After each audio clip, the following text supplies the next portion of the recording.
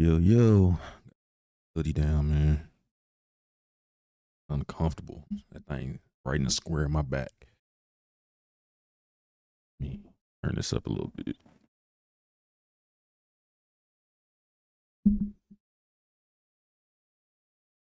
See me? I see you. Welcome to No Cap. Another chill day. Man, it was a wonderful day for your boy, man.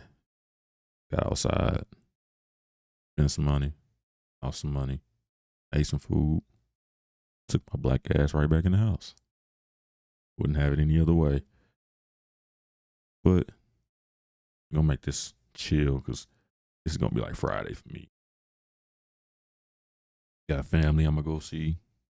So probably won't be live for the rest of the week, but gonna get it in today because today is gonna be the last episode in which it's a general conversation and not really going too far into detail. But next week,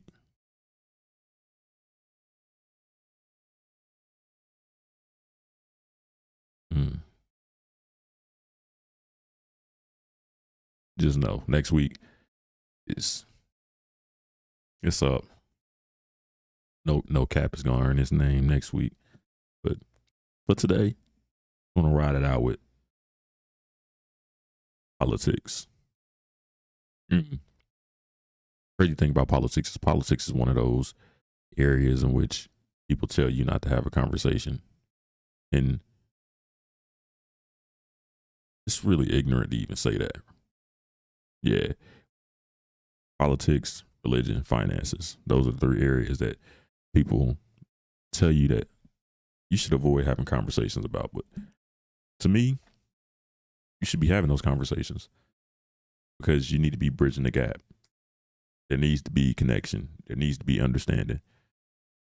Folks just don't want to go through the hardship of the disagreement, but it shouldn't be that much disagreement, honestly, because if you have an understanding of what you're talking about and you understand your perspective,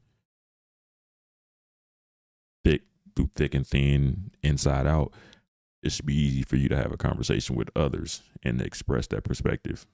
That way they can be able to pick up what you're putting down or politely decline. Right? Simple. So with religion, it's nothing to respect somebody else's religion and not push yours on them.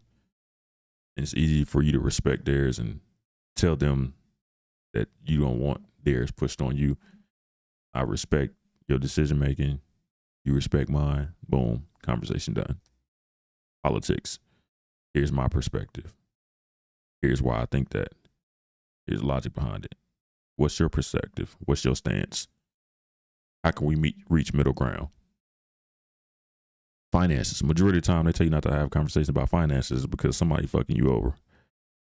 Two of y'all work the same job. Y'all was hired at the same time. He makes $17. You make $16.75. I went hourly rate because that's what adds up. Your hourly rate is different, and in the long run, it's gonna be different. When you're dealing with salary, you make 79, they make 76 for the same job. And when there's disparities like that, the quickest way to cover it up is to say, hey, don't tell nobody about this. It's just between me and you. If I can convince you not to have a conversation, I don't have to do anything outside of myself to protect that disparity. If I can get you to play a part in your own submission, I don't have to work that hard. And going back to politics, right? The whole point of politics is your perspective, my perspective, our conversation creates middle ground. And that's how we move forward. But we so far past that, it's crazy. And I try not to get into the weeds of picking up terms, learning the terminology, learning the different categories, learning this phrase versus that phrase, because majority of it is bullshit, honestly. If everybody approached each issue apologies. If everybody approached each issue one at a time and had a conversation about it, majority of the time the answer is obvious. But again, if I tell you not to have a conversation, or if I don't teach you how to have a conversation, then you selfishly only understand your point. And because you're not even having a conversation amongst intelligent people on your side, you don't even understand the most intricate parts of your own perspective. You're not even well-rounded in your perspective because you never had to have a conversation about your stance. In politics, one of the few terms I use with politics, right?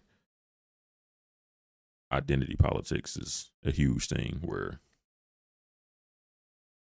I don't recall, as I was in grade school when the 2000s started, at some point what you look like determined how you voted. And folks don't really tell you the history behind that. All I know is I woke up one day, and when I actually started paying attention to politics, it was assumed that black men voted a certain way. It was assumed that black women voted a certain way. It was assumed that Hispanics voted a certain way. And then you wake up one day and things are just so splintered that people legitimately vote based on small subcategories like that, where you learn that black men have just been voting Democrat just because they were told to vote Democrat. Then you look into Republican stances and you're like, oh, so majority of black men are actually Republican. The feminist movement comes along and all the support that comes with it, the rallying cry, and then the manipulation of the workforce of the feminist movement. Now you got black women who are all Democrat. And just that one subgroup, you splintered it.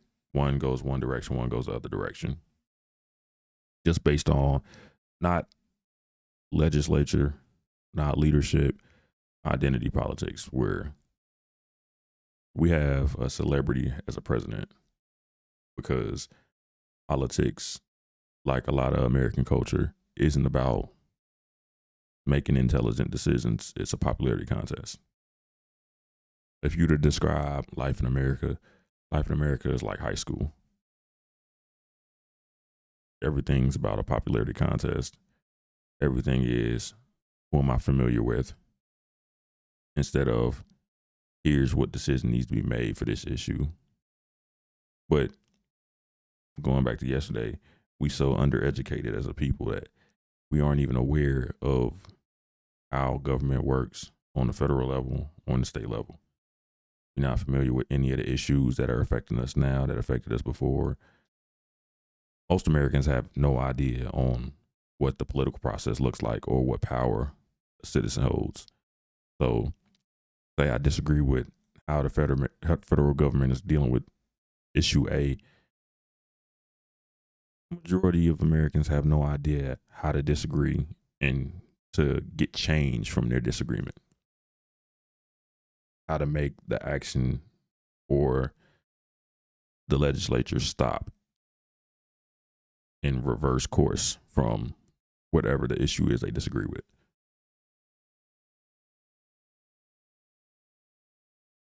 It's a red flag because when you have the power in the hands of a few, there's always going to come a point where you need the larger group to agree on something, and you're going to need the larger group to participate. But because they've been in the dark so long, they don't understand how to participate.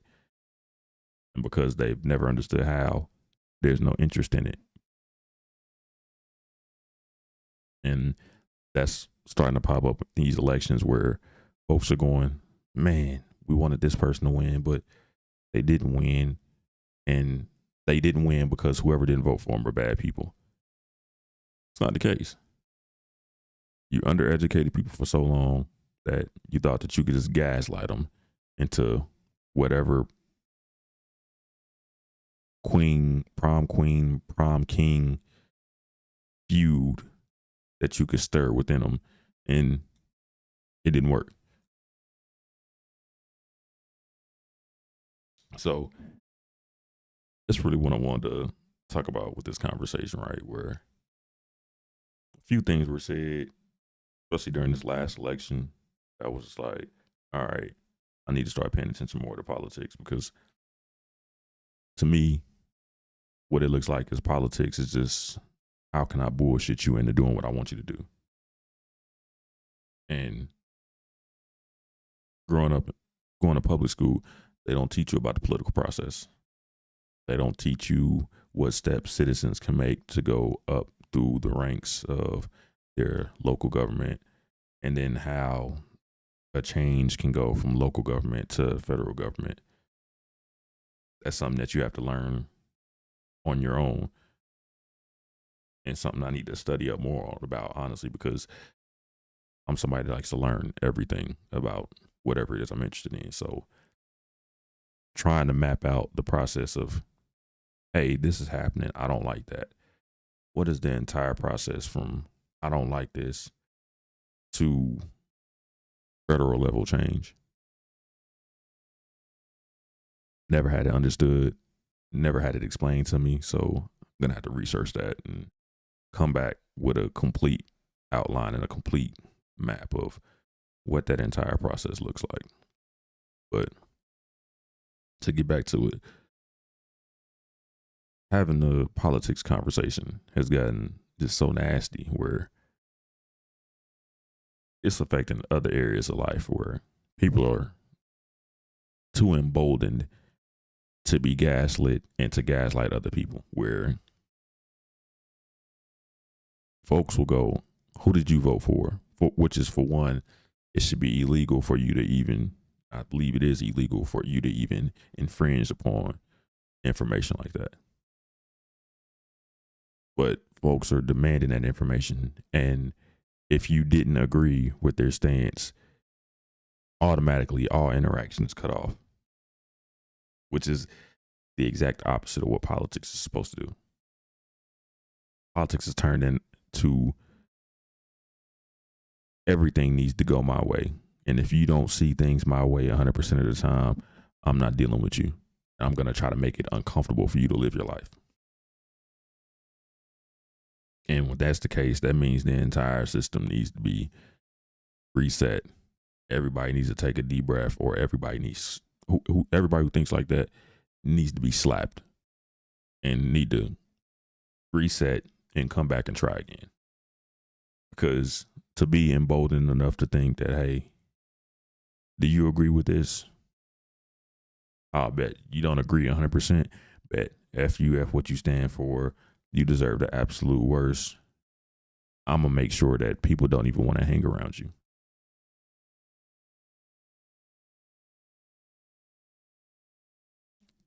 That's crazy.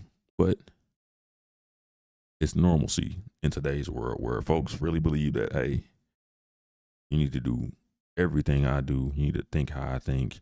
You need to stand for what I stand for. Don't have any difference in your opinion or in your stance than mine. Because if you do, I don't respect you. I'm going to undermine you. And it goes back to that sense of entitlement, where folk believe that they're special and that their opinion matters more than others. They believe that their perspective matters more than others. You don't have to have any logic behind it. The facts don't matter when you get to that point. Just, hey, I've been gaslit. I'm emotional. My emotions need to be validated. And the only way for you to validate my emotions is for you to think how I think and tell me that I'm right. Mob mentality. Politics has turned into mob. It's us against y'all. And the more people I have validating me, the more I'm correct, regardless of whether there's logic behind it or not. The fact that I have support means that I'm right.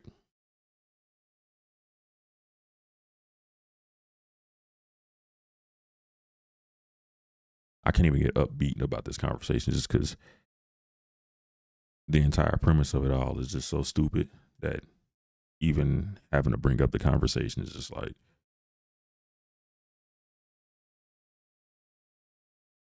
be for real. But that's politics for you, right? Bunch of slimy folk making slimy decisions, using slimy tactics. But I try not to partake in it because as an educated individual, I understand my perspective, understand the logic and the facts behind my perspective. And I respect other intelligent people regardless of their perspective, because if they can communicate their point in an intelligent fashion, you already earned my respect, whether we agree on things or not. If you're self-aware and intelligent, then your political opinion, majority of the time, is valid. I don't have to agree with it, but it's valid. But I ain't gonna stretch it out too long today, man. Instead of anything crazy or some kind of quote or outlandish stats, I just wanted to attack something similar to what I attacked yesterday, right? Where not sure if folk can see. Let me see if I can change the lighting a little bit. Boom, there we go. WOTD, word of the day, but in this case, words of the day. First word, feminist.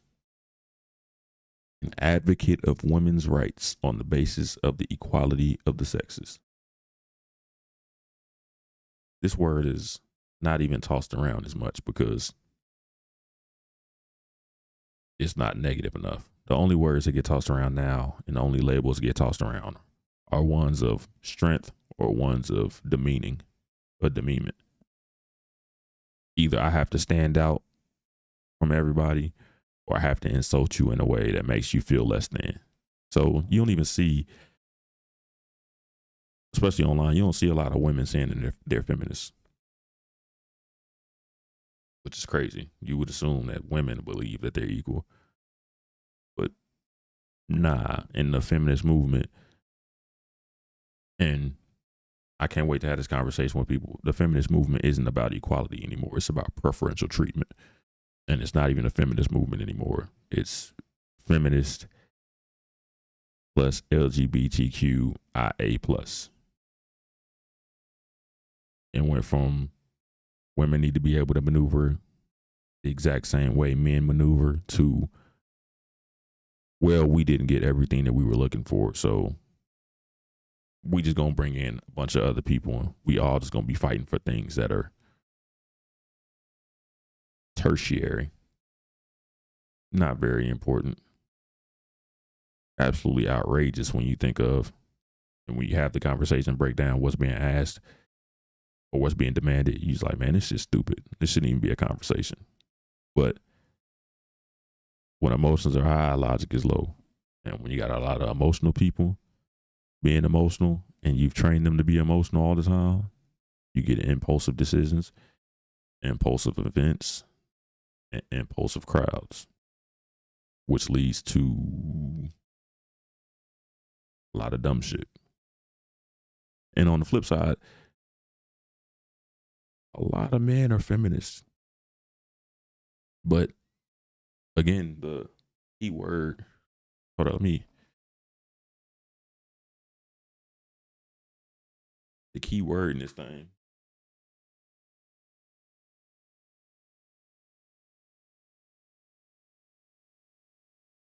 The key word in this is equality. I'm pretty sure if you polled 100% of men, the majority would say that women deserve equal rights. But the problem comes when you go into things that aren't equal to what men have to deal with.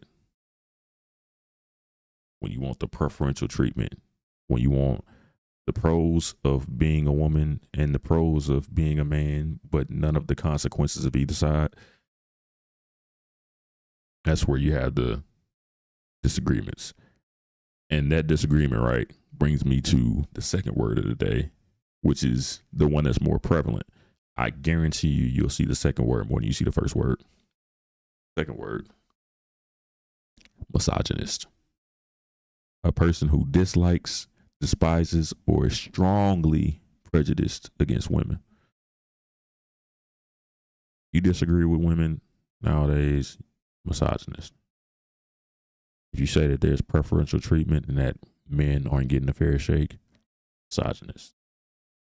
If you tell an emotional individual that they're acting impulsively and not based on logic, misogynist. Anything that you do that disagrees with women, misogynist.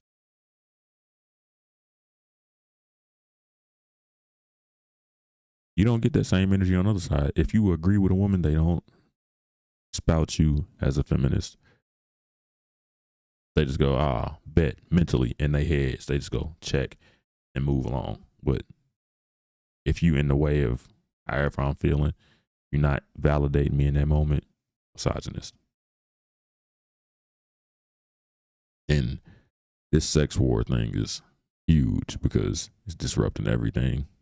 And I'm going to say it again. Everything in society is based around reproduction. Everything around human society is reproduction based.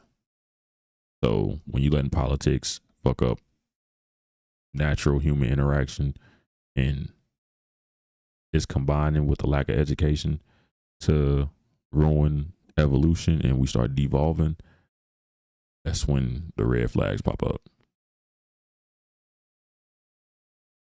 And folk got to get back to having conversations and sharing perspectives and coming to agreement. And as a man who's had a lot of these conversations, my personal experience, I'm not going to speak on the larger masses, personal experience, majority of the conversation I have with women, they don't truly understand what they want. Not the women I've spoken with. They'll argue for a point, and then I listen. I like to listen before I speak. So once you've argued for a point, I'm not going to tell you no. I'm just going to say, hey, here's what comes behind that. And they'll go, nah, but I don't want to deal with that. It's not optional. Opportunity cost affects all of us. And that's the part where women didn't understand that point, where the women I had spoken to didn't understand that point, where there's opportunity cost. You want A, B, C, and D, you're going to have to deal with F through O. You're going to have to deal with all of that behind those decisions right there.